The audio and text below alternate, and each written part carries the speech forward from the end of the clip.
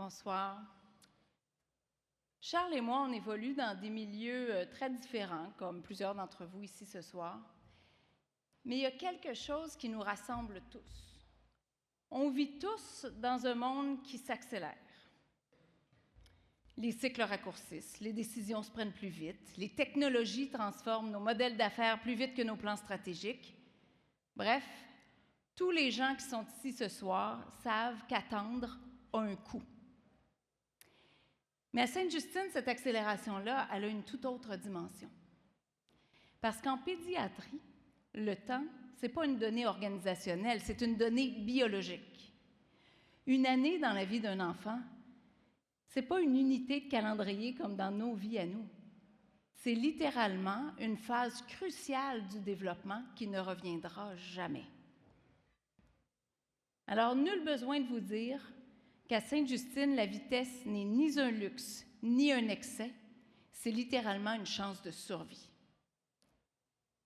Vous savez, quand on a lancé notre grande campagne Voir grand en 2023, on parlait de la santé de précision comme d'un horizon. À peine 3 ans plus tard, c'est déjà plus un horizon. C'est un environnement de soins où on soigne différemment, c'est des diagnostics plus rapides, c'est des traitements ciblés plus tôt, c'est des trajectoires de vie qui sont complètement transformées. Et vous savez quoi? Chaque fois, le même phénomène se produit. Chaque fois, la science était prête. Qu'est-ce qu'a fait la philanthropie? La philanthropie a permis de réduire le temps entre la découverte et l'impact sur le patient. Des patients comme Mathis, que vous avez entendu et écouté avec attention ce soir. Alors, vous savez, dans vos organisations, vous faites avancer des équipes, des projets, des marchés. Mais ici, vous faites avancer des vies. Charles l'a dit, la philanthropie n'est plus périphérique à la société. Elle en est devenue un levier incontournable. Notre société a changé. Et dans un monde qui change sans arrêt, la philanthropie permet à ce qui est vraiment important, de ne pas arriver trop tard. On a souvent tendance à sous-estimer l'impact collectif qu'on est capable d'avoir tout le monde ensemble. Puis pourtant, c'est bizarre parce que c'est tellement tangible, concret, ça se voit et surtout, ça se vit par des milliers de familles. Ce soir, je me présente devant vous pas seulement comme une dirigeante, mais également comme une maman.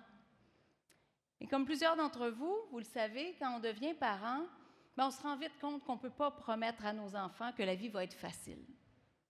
Par contre, on peut leur promettre qu'on ne restera pas immobile. Ils sont ici avec nous ce soir, vous les trouvez mignons, mais ils ne représentent pas qu'une cause. Ils sont ici pour assister à quelque chose de très, très, très grand. Ils sont ici pour assister à ce qu'une société décide de faire lorsqu'elle en a le pouvoir.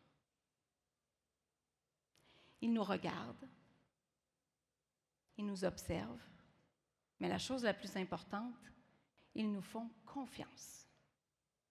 Et dans un monde qui accélère sans arrêt, ils n'ont pas besoin que tout soit parfait, non.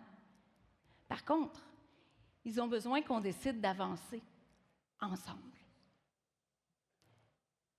Vous savez, la philanthropie, c'est grand et ça fait bouger des montagnes. Ce soir, c'est beaucoup plus qu'un bal. Ce soir, on assiste à ce qu'une société décide de faire. On assiste à la vitesse à laquelle la société décide de prendre soin des siens. Et en étant ici ce soir, c'est ce que vous faites. Alors, merci. Merci d'avoir choisi de le faire ce soir. Mais s'il vous plaît, merci de le faire demain, encore, parce que nos enfants, vos enfants, en auront encore et encore besoin. C'est ce qui est le plus précieux de notre société. Merci d'agir avec nous.